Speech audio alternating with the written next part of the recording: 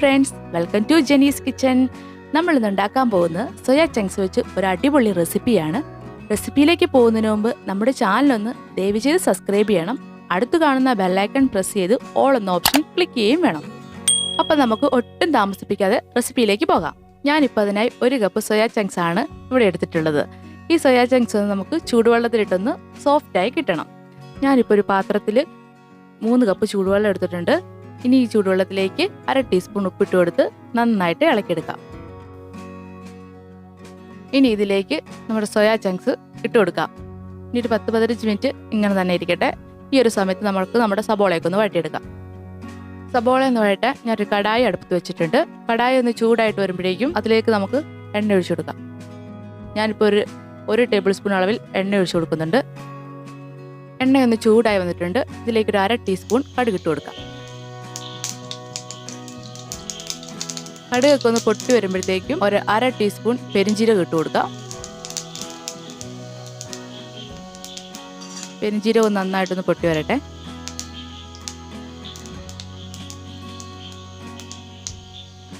ഈ ഒരു സമയത്ത് നമുക്ക് ഇഞ്ചിയും വെളുത്തുള്ളി ചതച്ചതിട്ട് കൊടുക്കാം. ഞാനൊരു 8 കഷ്ണം വെളുത്തുള്ളിയും ഒരു ചെറിയ കഷ്ണം ഇഞ്ചിയാണ് എടുത്തിട്ടുള്ളത്. നന്നായിട്ടൊന്ന് മിക്സ് ചെയ്ത് കൊടുക്കണം. ആ ഇഞ്ചിയുടെയും വെളുത്തുള്ളിയുടെയൊക്കെ ഒന്ന് പച്ചമണം മാറി വരുന്നവരെ നന്നായി നമുക്ക് ഇളക്കി കൊടുക്കാം. ഇപ്പോൾ വെളുത്തുള്ളിയുടെയൊക്കെ പച്ചമണം മാറി വന്നിട്ടുണ്ട്. ഈ ഒരു സമയത്ത് 2 പച്ചമുളക് നീളത്തിൽ അരിഞ്ഞത് നമുക്ക് ചേർത്ത് കൊടുക്കാം. കുറച്ച് കറിവേപ്പില ചേർത്ത് കൊടുക്കാം. ഇനി ഇതിലേക്ക് സബോള ചേർത്ത് കൊടുക്കാം. ഞാനൊരു മീഡിയം സബോള ചെറുതായിട്ട് അരിഞ്ഞെടുത്താണ് ഇവിടെ എടുത്തിരിക്കുന്നത്. ഈ സബോള നമുക്ക് ഇതിലേക്ക് ചേർത്ത് കൊടുക്കാം. ഈ സബോള നന്നായിട്ട് വഴറ്റിയെടുക്കാം. ഇനി ഒരു 1/4 ടീസ്പൂൺ ഉപ്പിട്ട് കൊടുക്കുന്നുണ്ട്. ഇതിലേക്ക് ഇട്ട് കൊടുക്കാം. ഇനി നന്നായിട്ടൊന്ന് വഴറ്റാം. സബോള പെട്ടെന്ന് വഴണ്ടി കിട്ടും. അതിനാണ് നമ്മൾ ഉപ്പ് ചേർത്ത് കൊടുക്കുന്നത്. ഇനി ഇതിലേക്ക് മസാലകൾ ചേർത്ത് കൊടുക്കാം. ഒരു 1/4 ടീസ്പൂൺ അളവിൽ മഞ്ഞൾപ്പൊടി ചേർത്ത് കൊടുക്കാം. ഇനി ഒരു 1/2 ടീസ്പൂൺ മല്ലിപ്പൊടി ചേർത്ത് കൊടുക്കാം. ഇനി ഒരു 1/2 ടീസ്പൂൺ അളവിൽ മുളക് പൊടി ചേർത്ത് കൊടുക്കാം. ഇനി ഒരു 1/2 ടീസ്പൂൺ അളവിൽ ഗരം മസാലയും ചേർത്ത് കൊടുക്കാം.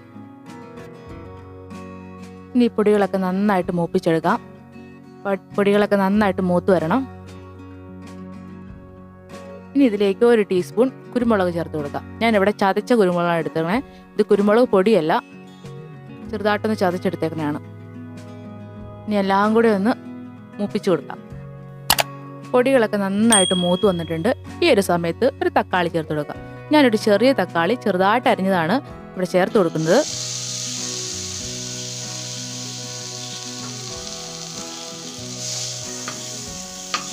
ഇനി ഒന്ന് ഇളക്കി കൊടുക്കാം.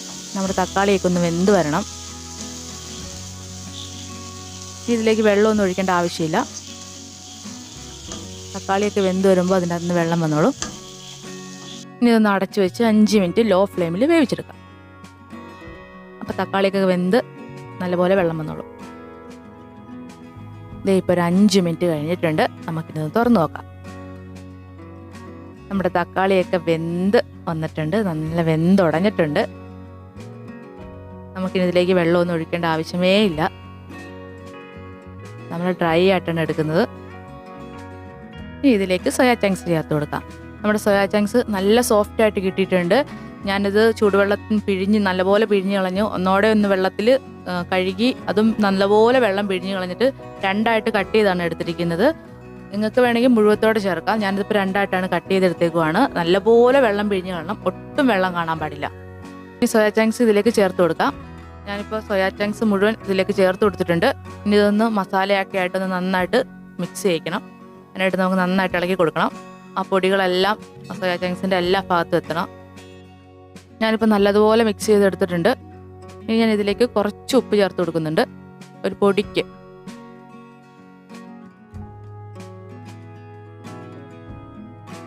ഇനി ഇതൊന്ന് അടച്ച് വെച്ച് ഒരു 8 മിനിറ്റ് ലോ ഫ്ലെയിമിൽ വേവിച്ചെടുക്കാം. ഇപ്പോൾ ഒരു 8 മിനിറ്റ് കഴിഞ്ഞിട്ടുണ്ട്. നമുക്കിതൊന്ന് തുറന്നു നോക്കാം. മസാലയൊക്കെ സോയാ ചങ്ക്സിലേക്ക് പിടിച്ചിട്ടുണ്ട്.